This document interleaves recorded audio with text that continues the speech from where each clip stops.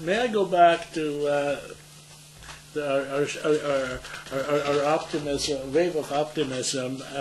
I usually agree with everything Chill says, and I don't disagree with anything he did say, but let me suggest something that he didn't say.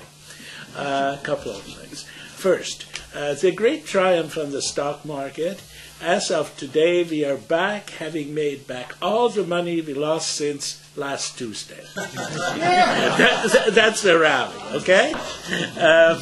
And that's point number two that worries me slightly is that this great boom in financials followed a statement by the head of the Federal Reserve System suggesting that we ought to take another look at the way assets are valued on balance sheets.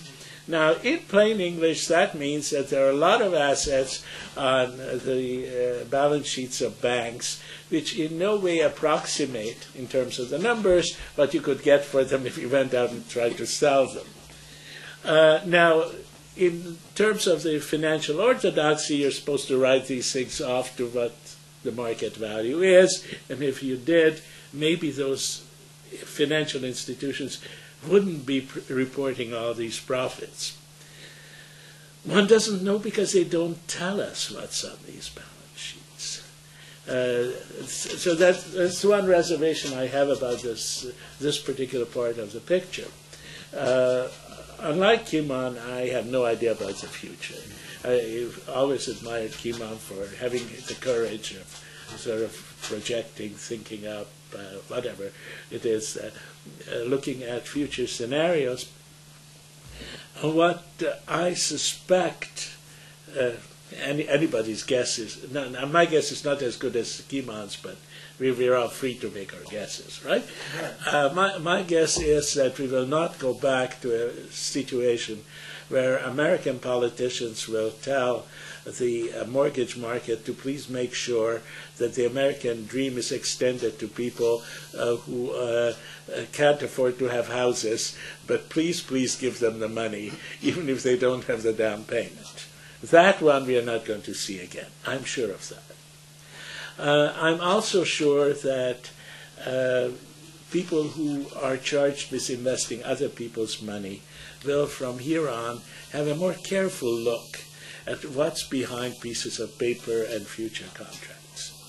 Due diligence is a growth industry in the financial sector, I suspect. Night out to an expensive movie, but something that is still within the range of affordability.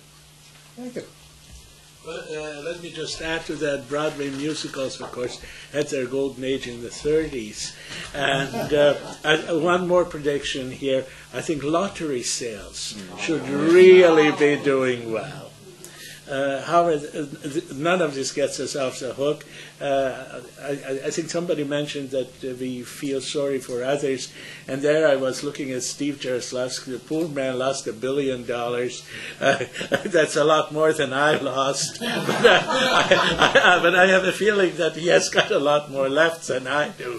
So I don't think we should take up a collection for him. I'm not terribly sure that these experiences, unless they last for a protracted period, such as, say, the decade of the Depression, will have terribly much of a lasting impact. Maybe it will, maybe it won't. But in fact, if we are going to have a reasonable recovery in a couple of years, I think by 7-8 years' time, there will be yet another generation that will tell us, oh, this time it's different. Remember, that's a phrase that should take you to head for the hills. This time it's different. Eternal prosperity is with us. Yes, sir.